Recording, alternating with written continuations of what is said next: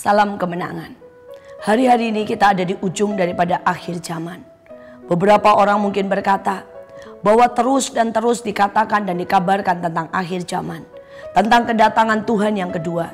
Tapi toh Tuhan tidak datang-datang. Saudara, tetapi saya mau berkata ini bukan hanya sekedar berita. Tapi sebenarnya ada begitu banyak firman Tuhan yang sudah digenapi. Kita benar-benar di ujung daripada akhir zaman. Kita di ujung daripada semua kegenapan. Dan cepat atau lambat, tetapi di hati saya sangat dekat. Bahkan sangat singkat waktunya. Sebentar lagi Yesus akan datang yang kedua kali. Saudara, di Alkitab dikatakan dengan jelas. Di dalam Wahyu pasal yang ke-10 ayat yang ke-6. Dan ia bersumpah demi Dia yang hidup sampai selama-lamanya, yang telah menciptakan langit dan segala isinya, dan bumi dan segala isinya, dan laut dan segala isinya. Katanya, tidak akan ada penundaan lagi. Tidak akan ada penundaan lagi. Hari-hari ini banyak orang berkata, bukankah semuanya tetap sama? Kenapa tidak akan ada penundaan lagi? Saudara, di dalam Alkitab tinggal satu saja kita buka, yaitu di dalam Wahyu pasal yang ke-8 dikatakan ada 3 tanda di mana tidak akan penundaan lagi segera terjadi. Yang pertama, sepertiga dari pohon-pohon dan sepertiga dari hutan hangus seluruhnya. Saudara, beberapa orang tidak sadar bahwa hari-hari ini dan akhir-akhir ini, tahun-tahun ini, kebakaran hutan di mana-mana. Beberapa waktu yang lalu di Australia, bahkan sampai 2 minggu kebakaran hutan tidak bisa dipadamkan.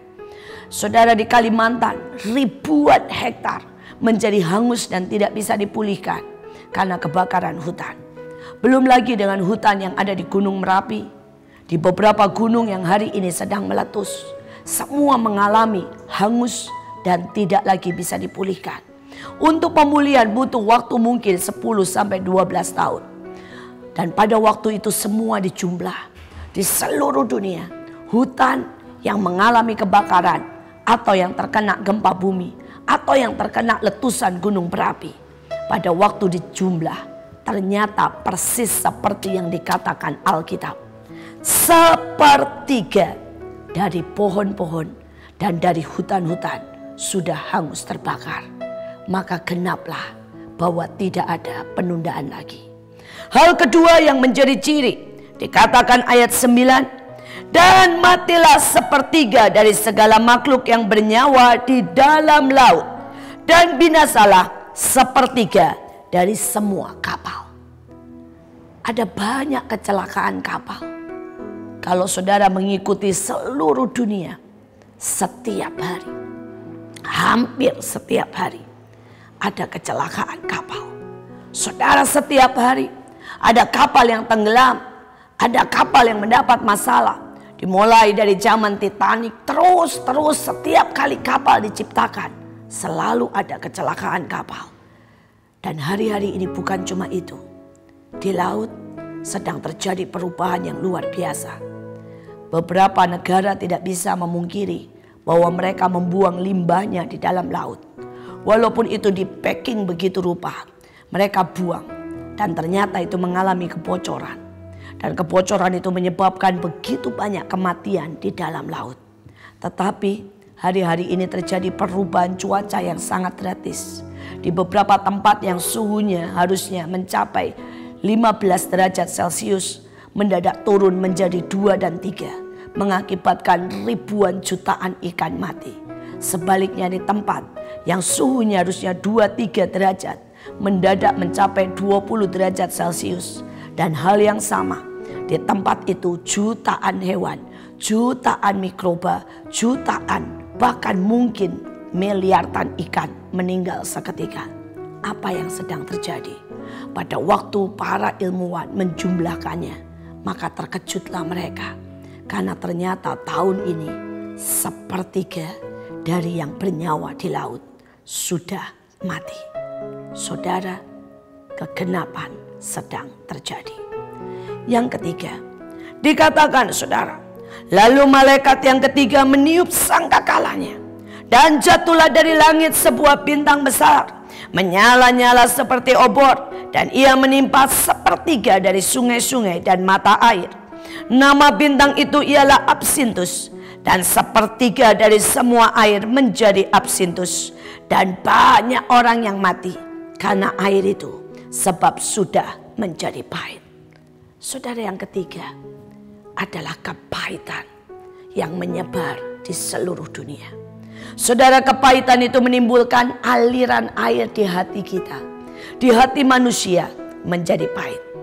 Kita percaya bahwa setiap manusia memiliki aliran-aliran air hidup.